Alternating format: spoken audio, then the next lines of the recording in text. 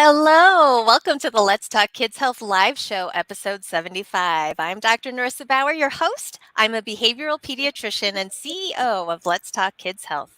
As you know, the concept of this show is to share information about behavioral health, parenting, and family wellness. Each week, I bring you topics and guests to help me advance this mission so that we can all talk together. Now, let us know you're here by commenting, asking questions, and liking at any time. And in a little bit, your questions will be asked of my guests. Now, the replay will be immediately available after this broadcast, so please share the episode with anyone you think who would benefit. And if you don't want to miss future episodes or maybe check out some of my past ones, please make sure to subscribe to my YouTube channel, NerissaBauerMD, follow my blog Facebook page, Let's Talk Kids Health, and join my free parenting discussion group.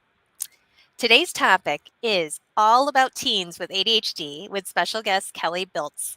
Kelly is a certified ADHD teen life coach, and teens are her jam.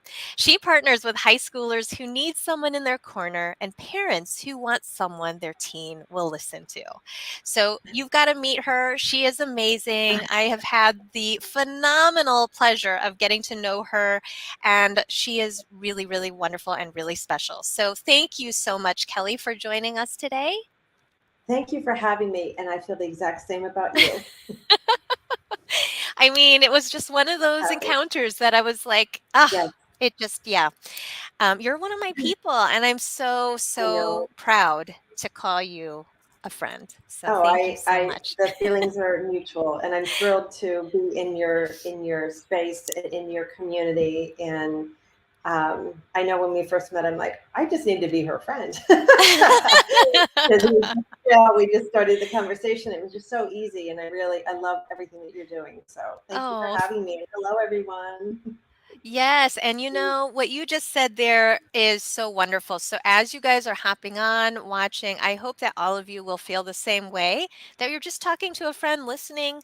And, you know, don't be shy. Please leave any comments, any questions, and we'll get to them in a little bit if you should have them.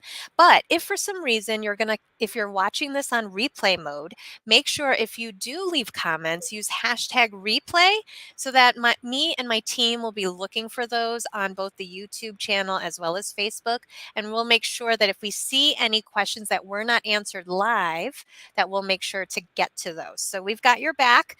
And again, just make sure you use that hashtag replay if you're watching this on replay later. Okay. All right. So without further ado, I guess before we even just jump into this, I need to ask you, Kelly, because when I met you, obviously I was like, oh my gosh, this is amazing. Someone who loves teens. But I know that there are parents out there who think about adolescence and they're like, oh my gosh, how am I going to get through it? They're very terrified. They're like worried about it. How did you get into this space? Like, how did you find out that you love teens, especially those with ADHD? So that's a long conversation, but I'm going to shorten it. Okay. So big picture, I've been married for 23 years. We call them our first litter, which are my stepchildren, and I think I shared that right before we got on here. In my 22 years of being married, 23 years of being married, I've been either a mom or a stepmom for 18 of those years in adolescence and teenage years. And it's no joke. If you're worried about it, it's okay. You can get through it. But I just realized how I wanted to be as a mom. And I know that in the adolescence and the teenage years, it's very easy to lose the intimacy and the connection with your teens. Very easy. And sometimes that is on us as parents. A lot of time it is because we want to continue to treat them maybe how they've been treated, yet they're striving and needing this independence and figuring out their people in their group, and a little bit of rebellion in there as well. So I understand, I relate. I feel like I'm a really good parent, and I've had a great success with all four of mine, whether they're my own or our two. And then you add on the ADHD, and that's in my life right now with my husband and also our youngest son. And you've got hormones, moods, and ADHD, and it is no joke. right? And some of it is like, well, what is which? Who has the mood? Who has the hormone? Who has the anxiety? And it's sometimes really difficult to separate them out because one might be triggering another. So I Yes. just, when I landed in this space, I'm like, first of all, I know there's not a ton of coaches in my realm who work with high schoolers because they are difficult. They're difficult, but Yeah. I love my clients, and they they're great kids. They're great kids, and they're going to Yeah. do fabulous in this world. They are. Yeah. Yeah. Yeah, that's so great. And like I said, I mean, there is so many kids as a behavioral pediatrician, there's so many kids and teens out there with ADHD. It's very common. And, I think each stage of development brings with it its own set of challenges, but it's such an amazing experience too, because it's that journey from, that transition to adulthood, and you get to Yeah. see the young adults that they can become. Yeah. I really have enjoyed the journey because I think it is just, if you allow yourself to sit back and allow them to have their own opinions and to fail forward and to make these mistakes, even when you can see it all playing out, that you Yes. can walk through that with them. And I've always said, like, every stage, something gets easier and something gets harder. And what gets harder, I feel, in the high school years is letting some of this stuff go and just being in a space to allow them their independence, they're digging in their heels.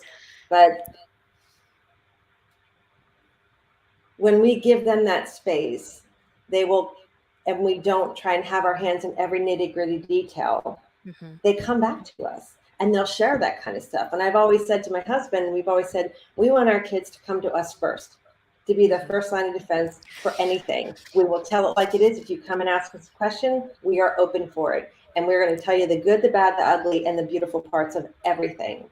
So Yep. I feel like communication is critical for, because they're starting to have a mind of their own, an opinion of their own. And even if you don't agree with it, our oldest and I don't share a lot of the same opinions, but we're like tight as thieves.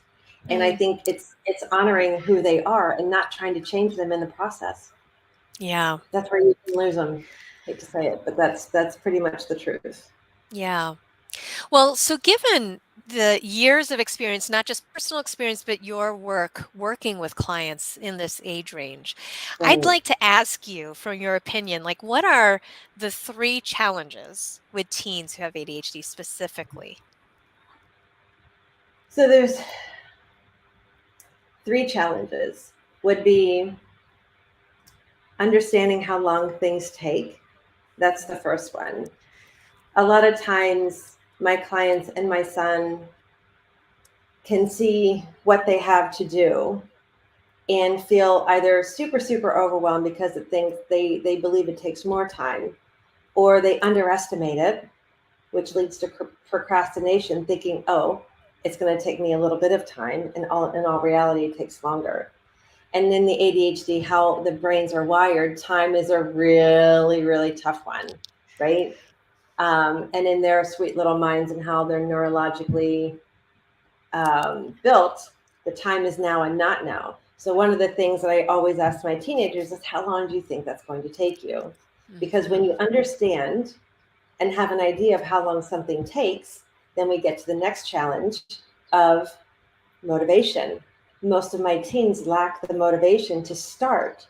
So I always say, in order for you to start, it's important to understand how long something will take, because then you won't procrastinate. And motivation, I sort of link motivation and procrastination up together because they really Mhm. go hand in hand, right? Yeah. So if most of my teens are like, I just don't know how to get started, and a lot of that is because they're thinking something takes either longer or shorter, and they're just not interested in it.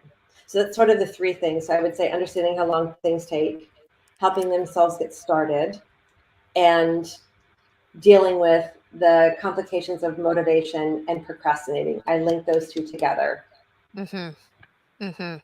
I mean, Yeah. that's huge. I mean, yes. So I can unpack some of this if you'd like to go there. Happy to do that. Yeah, I would, because, I mean, I think as you were saying this, understanding how long things take. And I guess if you could walk us through, a sample conversation like that, because I like the wording that you use, because I think as parents who are tuning into this and they're like, oh my gosh, Les, like they're thinking of all these different scenarios about these challenges. I think one Right. of the most practical things is like, how do you even start that conversation in a productive way without making your teen feel guilty or shamed or Right. like, right? Right.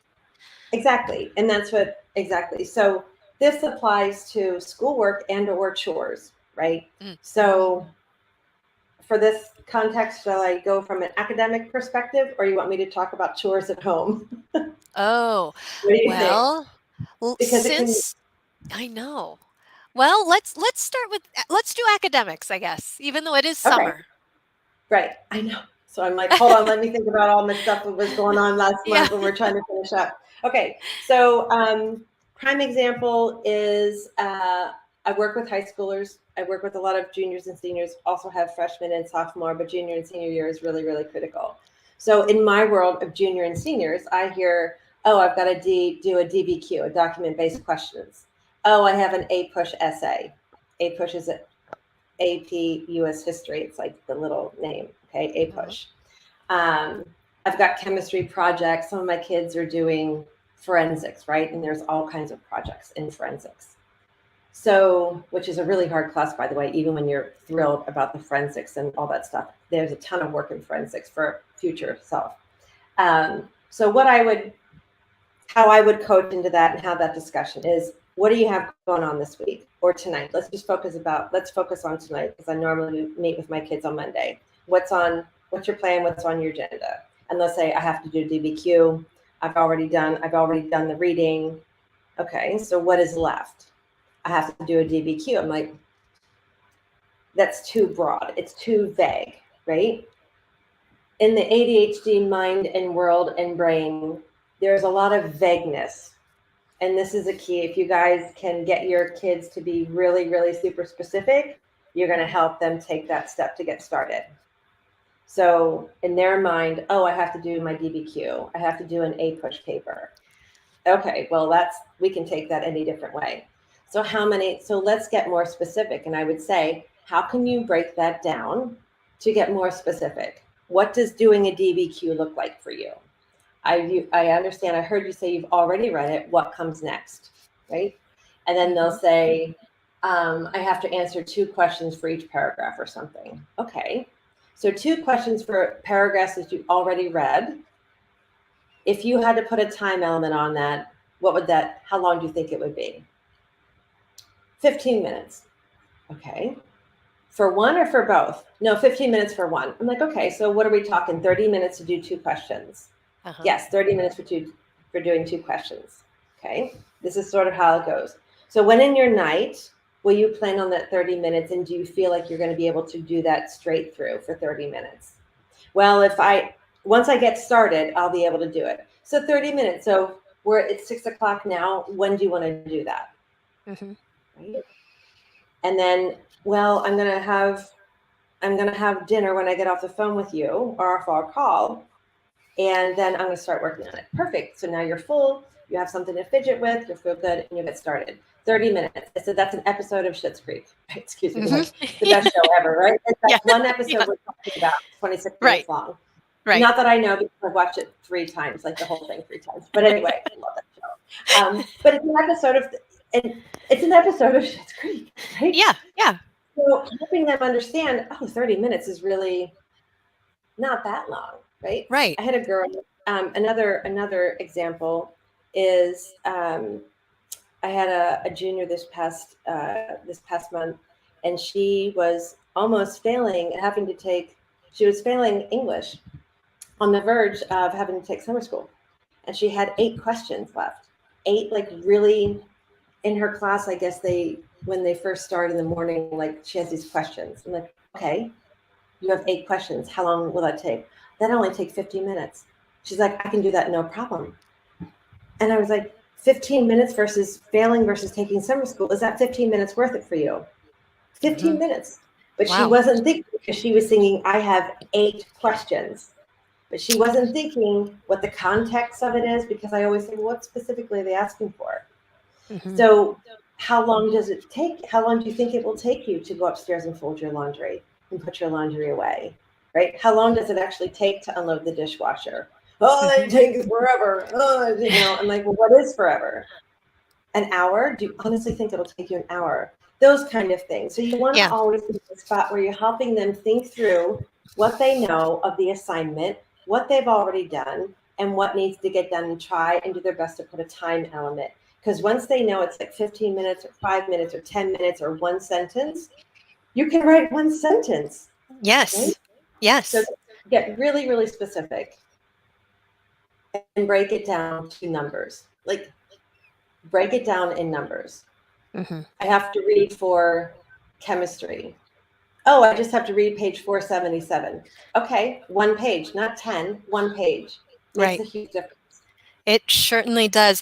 And I really like how you equated that to something tangible, like, you know, an episode of their favorite TV show. Because like in their head, that really isn't that long. So it helps them understand that time element, which you're right. And with folks with ADHD, that often is a vague and something that eludes them a lot. Right. So the more you can relate, well, what else do you do for 30 minutes? So you might not even have to ask that, but you know, some of these things that they, you know, some of the social media influencers, if they're on their YouTube channel or something like that, and they're learning something, it could be a quick tutorial on YouTube. That's how long we're talking about here, guys, right? So helping it relate, because they're like, oh, that doesn't take me any time at all. Yeah. And then, of course, then that just knowing that helps them feel more motivated. They're like, oh, that's so easy. I can do that. Yeah, I've got takes that. away that overwhelm. Yeah. Yeah. Mm-hmm. Which helps them get started, which alleviates, or ideally alleviates, the lack of motivation, which ultimately alleviates the procrastination, right? Because most of my teens, and I'm sure if you're listening, as soon as they get started, they're good to go. But most of my teens have a very, very difficult time getting started on the stuff that they feel is hard. Hard is not the same as, hard work is not the same as long. Like, you might have hard work, but it may just take you a short time. So it's also helping sort of switch out their mindsets. Right? Yeah. Yeah, you're so right. You're so right. Hard things doesn't necessarily equate to time. Because I was facing something very similar with my bookkeeping, which I still have a hard time with. And like sometimes that is right. I like equate, like it's so hard, it's so difficult. I just am not good with numbers, with like, oh my gosh, it's going to take me all day, and I just am not up for that, and I just kind of shut down. Yeah. Yeah. I know. So it's yeah. So there's the 3 challenges sort of all lumped up in a little gift. Yeah. No, it's picture, great. Right? Like the big picture is understanding how long things take, and be really, really super specific with when you're tasking or when you're just engaged with your child. Oh, okay, you have 3 things of homework. So what do you think you can get done? Like, how much time are we talking here? Because they're not, it doesn't normally process. I shouldn't say, it's not a natural progression for their brain to say, oh, let's just break this whole thing down and make it all great so I can just stay on top of my work. That's a habit that needs to just continually work its way day in and day out until it becomes second nature. And it's not easy to do that, right? For a brain that is in the now and not now. Like, forget about 15, 20 days ago. I can't even recall that to take it forward, right? But thank you for saying that, because I think it's a reminder. Sometimes parents, this will segue into our next question, but sometimes as parents, when you feel like you're constantly nagging or saying the same thing over and over again, it can get frustrating.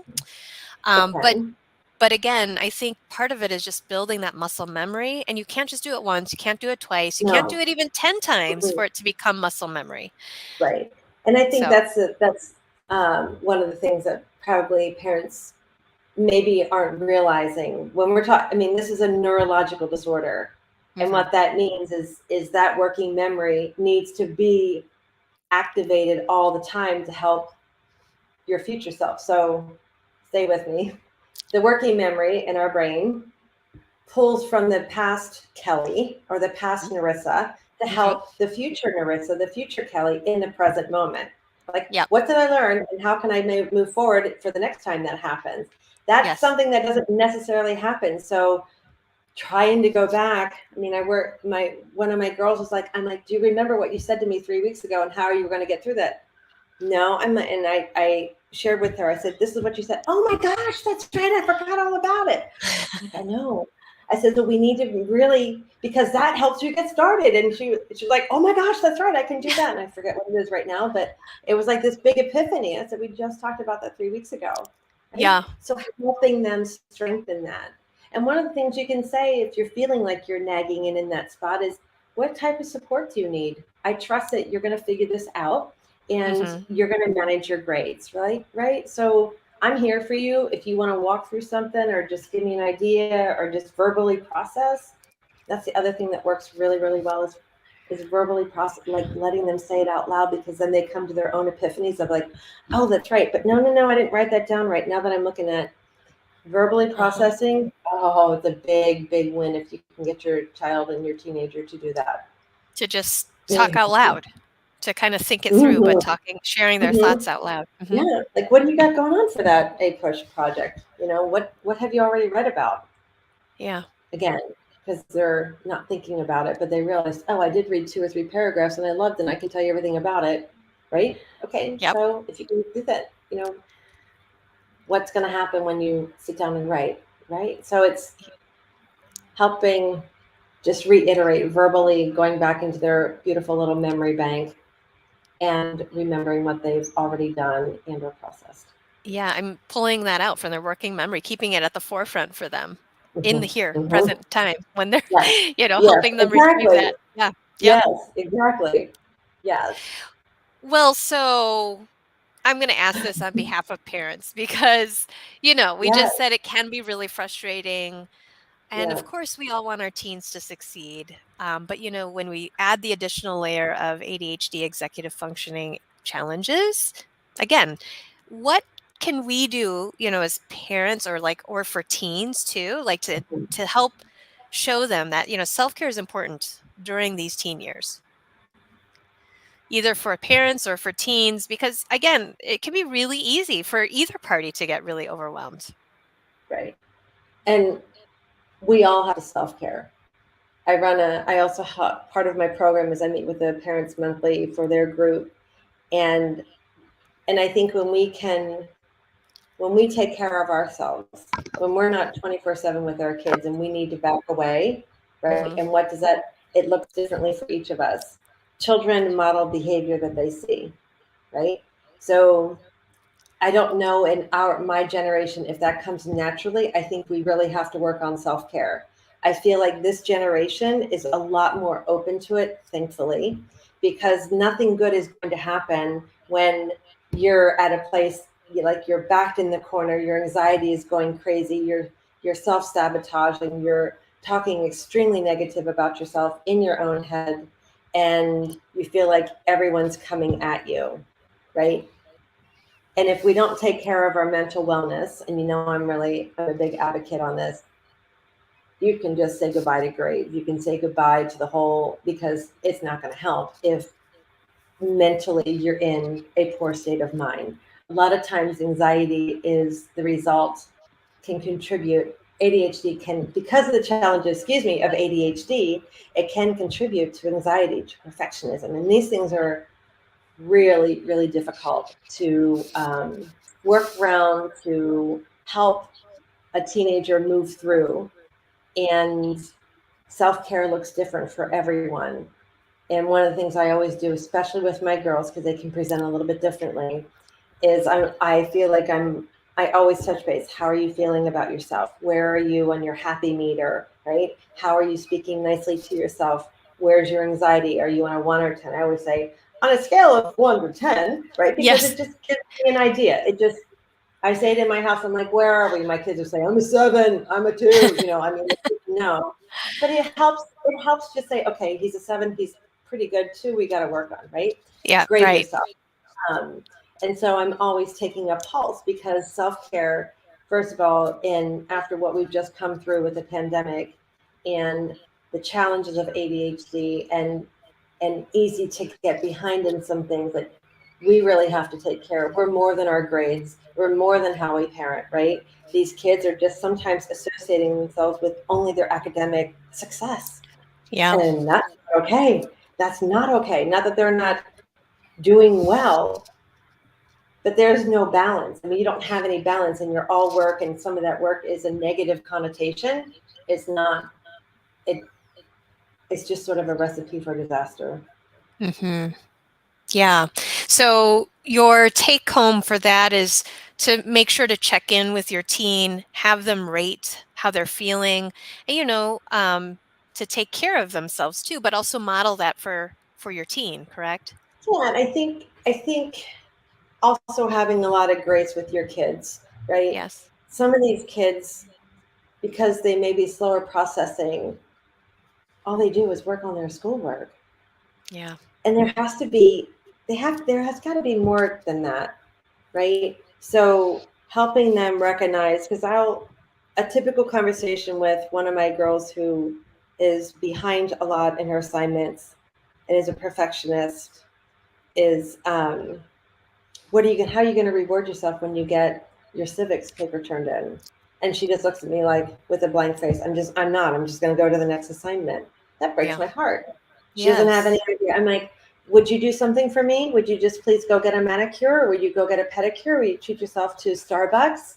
Will you Mm-hmm. please do that for me? If you don't do it for yourself, do it for me. Because it's Yeah. like, but it doesn't, they're not connecting those dots about importance, because I look at a civic paper that she's been working on because she's a perfectionist for many, many weeks, and she finally turned it in. That's a big win. But in her mind, it's like, I have 15 other missing assignments. I'm like, no. So it'd be the equivalent of you and I working 24/7 without a vacation and without Yes. taking time, right? Yes. And that's how some of my teens present. And Mm-hmm. so having that self-care, being able to reward yourself, taking the time to just meditate or have daily affirmations, that start needing to be in the conversation in the head versus everything that's negative, right? That's also part of self-care. Mm-hmm. Because the thoughts that I know some of my girls and guys say to themselves is not very healthy for them at all. So Yeah, and that's a very common phenomenon too, especially when the feedback has been like if you're like 15, 20 assignments, late and you're behind, it can feel, and it's you're getting that, perpetual. yes, perpetual. I'm never And good enough. that's Why like do I do this to continuing. myself? Yeah. I can never be on time, or I know I'm just going to be late anyway. I'm tired of using my extended time. It doesn't help me. I mean, I don't even know what they're saying. I say, how would you like, what's one thought you'd like to say positive about yourself? What do you know about yourself? As coaches, especially with those who have ADHD, at least I come from a strength. What do you know about yourself that's going to pull yourself through it? Like, you can do this work. Come on, like, what do you need to tell yourself? Be your own cheerleader. That Yeah. is not easy. That is not second nature at all. At all. Yeah. It really isn't. So I'm glad we're talking about this because I can recall at least a handful of my clients who have had this similar story, especially as the year was coming to an end, when I'd check in and be like, hey, it's summer. How was it? And they're like, oh my gosh, we were just so glad to be done. It was like a marathon and it was hard. But, I think a lot of families have said, we're just now starting to be like, okay, we can breathe again. But then mom or dad or even the child themselves, like, yeah, but it's going to start up again. I mean, it's like, it feels like it's the Mhm. cycle. Yeah. Feels the And cycle. so it's sort of like disrupting that cycle and figuring out, even when they're so in the weeds, just giving them a break from it. And I know that probably goes against everything that we want, Hmm. but gosh, like, just, you're already behind. Like, another day, and you feel bad for saying that, but another day is not going to make that much of a difference whenever you're that far behind, because you just need some time. My kids take a mental health day. I allow, excuse me, two each semester. Hmm. If they're in the weeds or if they're just emotionally overwhelmed or whatever that looks like. I give them a day or 2 days from September to December and from January till May. You figure out, you manage it, but you may have 2 mental health days. And that can be doing nothing. That can be getting caught up on stuff. That can be just a day to yourself, whatever you need. And I think that that's also really important as well, because then they'll feel like somebody, okay, I have an ability of doing this. I can advocate for myself here and I can be more productive, and or take a break, turn my brain off and not do any schoolwork and then be rejuvenated to start back up. So, Yeah.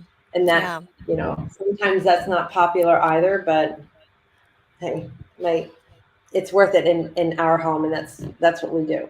Mm-hmm. Well, thanks for sharing that, though, because I think sometimes you don't know what you don't know. And, just having that idea of, oh, well, I guess we should talk about this. Is this even something that our Yeah. family could offer our kids? Right? Mhm. Yeah. Yeah. Well, I guess our last quick question. Oh my gosh. What are the top tips then on how to parent? I think we covered some of these, but Yeah. let's kind of review or add to. So I think the best thing I can say is be the co-pilot, be collaborative with your teenager. Don't be the pilot. Don't be like the one, you do this, you do that, you do that. They've got to figure out their path. These are life skills as well. So be a co-pilot and sit beside them and figure out their plan to get from point A to point B. Yep. Ask them what support you need. What support do you need from me? How can I support you? If you've got it and you tell me, Mom, I've got it, I am going to back off. Guys, if your kids say that to you, I don't want you asking me about it anymore. You need to honor that request, even though it's not normal and it's not natural, because you want to lean into them because you're looking at your dang Power School. P.S. If you're on Power School, okay, that is horrendous for all of us. Don't look at Power School every single day. Take that app off of your phone. Yes. Just saying, for your own mental wellness, take that app off your phone. But if your child says, let me handle it, trust that they're going to handle it. Okay. Follow through. If there's a consequence, or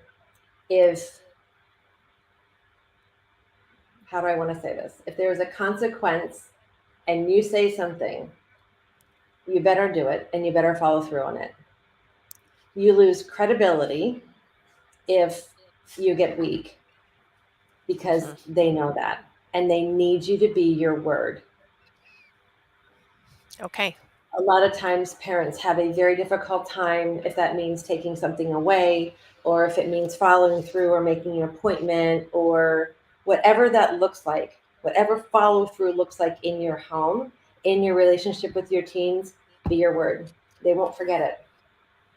And that is really, really important, to be consistent across the boards with your teen, especially as parents, mom and dad. Like, one does that, you got to support them. They cannot have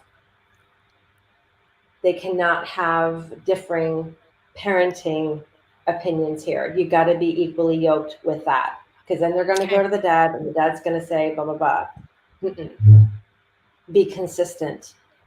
And my other top tip is try not to take their moods, their grumpiness, their attitudes personally. Yep. All the time. If you do, you're going to be battling them 24/7. And I've been there. I have an exceptionally moody son. He's very, very emotional. And there are some days I'm just like, right? Yes. Even where I just really want to give him a piece of my mind. Those are the times you need to pull back and look at that like you're their safe space. There's not a lot of other people in your home or in their world that they can be this grumpy with, this moody with, this whatever. And I know that it takes a very hard shell, tough love. Like, you got to be really firm and have tough skin to parent these kids. But when they are like this, when they are defiant, everything else, that's when they need you the most. Love on them. Don't take things personally. Obviously, do not let them disrespect you or hit you or talk back. That's not what I'm talking. That's a completely different thing. But if you've got a moody teen who just has an attitude here and there, love on them, even when you don't. And if you're not in the mood to love on them, that's when you need to love on them. Yes. We've gone over our time. Yeah, I know. There's so many good things. So I'm just going to recap really quick. No, it's okay. Because I think this was really important. And so I've taken some notes. So first of all, we broke it down with, thinking about the top 3 challenges. You gave such wonderful practical advice here. So those of you who watch or listen and then try this, let us know how this works. Okay. So understanding how long things take, working through that with them and really tying it to something concrete that they understand to help get them motivated and battle procrastination. I think that is like in of itself, if we just took that, I think, thank you. So I will be sharing this episode with many of the families that I see in my own practice as well. But I think that's one of the biggest takeaways here. But then, asking your child, what type of support do you need from me? And remembering that in this period of adolescence, teens need to be working towards that autonomy and giving those the opportunities for these life skills to like put it into practice, because now is the time you want them to actually try and fail forward, right? Because you're there. Yes. But we want to give them that opportunity to show you everything that they've learned. Right. So I love that question. What type of support do you need? Be the co-pilot, not the pilot. I like that one. Follow through. Be your word. Be consistent, and don't take things personally. Oh gosh, I know. Wow. I know. So if you are a parent of a tween teen, please, and you're watching this, you're like, okay, I hear you, and I've heard this before, but I'm going to try it again. Please, right? This is the thing. You've heard it. You know you're not alone. Try again. Right. Yeah. Well, so I just want to remind everybody, if you loved the discussion today and you want more, please make sure to follow Kelly. These are her handles on Instagram, Teens with ADHD. She has a Facebook group, ParentingADHDteens, so please check that out. I also want to throw up her email, if that's okay, if you have any specific questions, right, about her offerings and services. Kelly, can I just steal like maybe 1 or 2 more minutes for you to just talk about the things that you offer? Is that okay? Sure. That's fine. Yeah. So obviously you all know I work with high schoolers. I partner with them because as I shared, most of my teens are slower processing, so they need support for the entire academic school year. So from August until May, I run a program for teens, and it's mostly private and group coaching as well. If that's not an option, because right now I'm booked for next year, which is a great blessing, there's group coaching for high schools and for high schoolers that can eventually come into my private coaching depending on where my other students are. I also offer group coaching for middle school to get prepared for high school. But I don't work with middle schools one-on-one, with middle school students one-on-one. I just work with my high schoolers. There's a homework hero course in there for teenagers. There is a parent intensive if you feel like your teen's not ready for coaching and says, no, I don't need that, and you're still struggling with this time frame in your world of teens, it's a great intensive. So 80% of my business is working with teenagers, but I do offer a few opportunities for parents to get in my realm and world and have some advice and a supportive community as well. Yeah, and that's wonderful because with coaching, the teen has to have buy-in. And if you've got a teen that's like, no, but you're feeling oh, we need something, right? So I'm glad that you offer that. Yeah. Yes. And so for those of you who are considering coaching, your teen has to want to work. They have to want to do the work, or it won't be successful. So, yeah. Yeah. And I love that. I mean, I will highlight once again what you said. You have coaching that is academic year long, right? So Yes. that's a lot of Yes. time, a lot of commitment that you have for these kids, but you see them to the finish line. That's, I mean, I really, it's do. yay. There's a lot of blood, sweat, and tears, and I've I cried. know. Listen, I've Yeah. cried with my kids. I'm like, you Oh, were gonna get there, I promise. Like I've cried with them because oh, it's just been and incredibly. Most of my teens, they continue to come back every year, which is a blessing. So I've yes. known some of these kids for 2 or 3 years now, and I watch their graduations. I watch their bar mitzvahs. I watch like all Oh, their big virtually. I do, and I feel like they're just my virtual kids.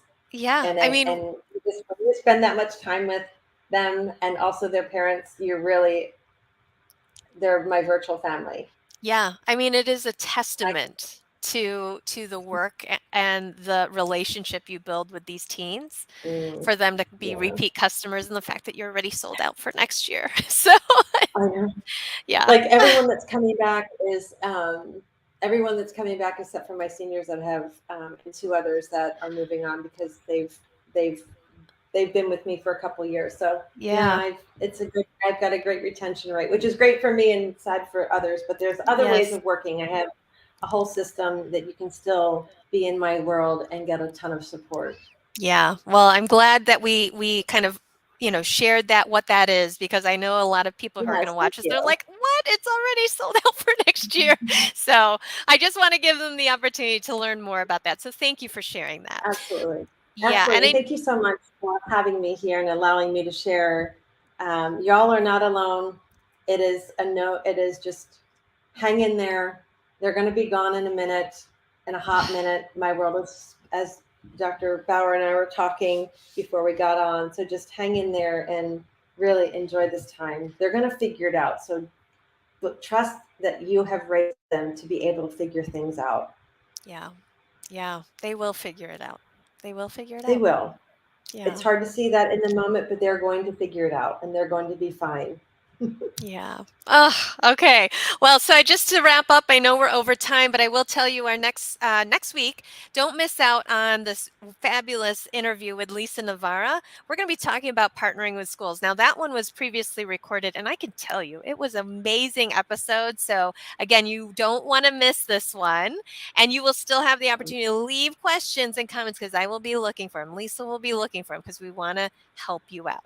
And then if you have any topics or guests that you want to suggest or hear more about, please contact me at Dr. Nerissa at letstalkkidshealth.org. Message me on any of my social media platforms. And again, just a quick plug for our current parenting book club. We are reading this book through August. Dr. Eli Leibovitz will be coming to talk to us. And as soon as we get his virtual author chat date on the books, we will let you know. But this is a fantastic book. So many kids have anxiety and or OCD tendencies. So this book, Breaking Free of Child Anxiety and OCD, fabulous book. You do not want to miss it. So please go pick it up at your library, wherever books are sold, and join us. You don't want to miss. Okay, well, that's it for now. And I hope to see all of you next week. Thank you again, Kelly, so much for joining. It was a pleasure as Absolutely. always. All right. Great to Thanks, have you. guys. Thank you so much for having me. Okay, bye-bye now. Bye.